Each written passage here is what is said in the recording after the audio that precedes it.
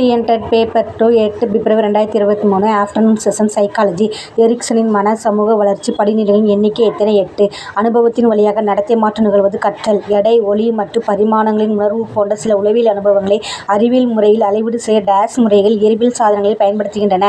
மன உடல் பரிசோதனை நுண்ணறிவு ஈவானது குறைந்தபட்சம் ஒவ்வொரு டேஸ் வருடங்களுக்கு மாறக்கூடியது. 3 கீழ்கண்டவர்கள் ஆளுமை கோட்பாட்டின் உடலமைப்பினை அடிப்படையில் 3 வகையாக பிக்னிக் அத்லெட்டிக் லெப்டோலெமட்டிக் வகைப்படுத்தியவர் யார்? கிரட்ச்மர். பால் பொருட்கள் உருவாகும் வயது 2 நடத்தை கோட்பாட்டை முதலில் உருவாக்கிய தத்துவ அறிஞர் டெஸ்கார்ட்டஸ்.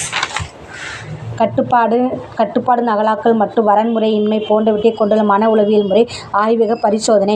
புலன்காட்சி நடைபெறுவது பொருளுடன் கூடிய புலனுணர்வு. பின்வரும் உத்திகளில் எந்த ஒன்றை பயன்படுத்தி ஒரு குழந்தையிடம் பயத்தை தூண்டவும் நீக்கவும் இயலும்? நிலையுறுத்தம். ஒரு தனிமனிதனின் வாழ்க்கை மற்றும் தன் இனத்தை பாதுகாக்கும் ஊக்கிகளை டேஸ் ஊக்கிகள் என்று அழைக்கின்றோம். முதல்நிலை மேம்பாட்டு நிலை போலி முதிர்ச்சி நிலை என குறிப்பிடப்படும். இதில் குழந்தைகள் போலியான முதிர்ச்சி தோற்றத்தை வெளிப்படுத்துவோர் குழந்தை பருவம். அறிவு வளர்ச்சியின் தொடக்கம் பொருளிலிருந்து கருத்தறிவு நிலை. ஒரு மனிதன் பிறரை தன்னிலையில் உணர்தல் என்ற குணம் அவனுடைய டேஸை குறிக்கிறது. மனவளர்ச்சி நுண்ணறிவு. தன்னறிவு வளர்ச்சி நிலை கோல்பெர்க் கோட்பாட்டின் எத்தனை நிலையாக வகைப்படுத்தப்படுகிறது? அது ஸ்டார் கொடுத்துருக்காங்க. இந்த கொஸ்டின் 16வது கொஸ்டின் மனநோய் கோளாறை வகைப்படுத்துதல் டிஎன்ஏ அமைப்பு டேஸாக உருவாக்கப்பட்டது. ஏபிஏ. புதிய அடையாளத்தை ஆளுமை மற்றும் வெளிப்புற காரணிகள் இரண்டின் செயல்பாடுகள் டேஸ் நோக்காகும். ஆக்கத்திறன்.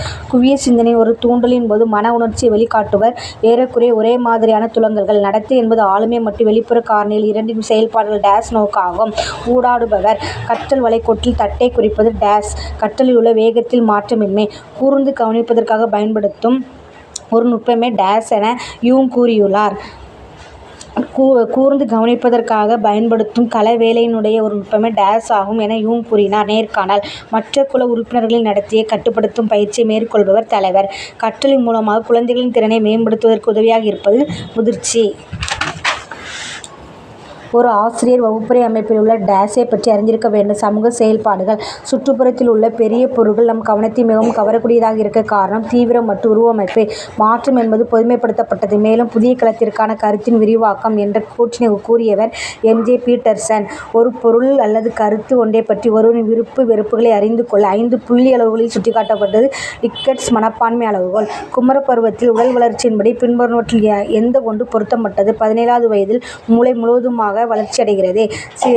சிந்திப்பதன் மூலம் கருத்துக்களை உருவாக்குவது. இவற்றின் உதவியுடன் குறியீடு. டேஸ் மனிதன் எந்த சூழ்நிலையில் இணக்கமாக இருப்பான்? நன்றாக அனுசரிப்பவர்.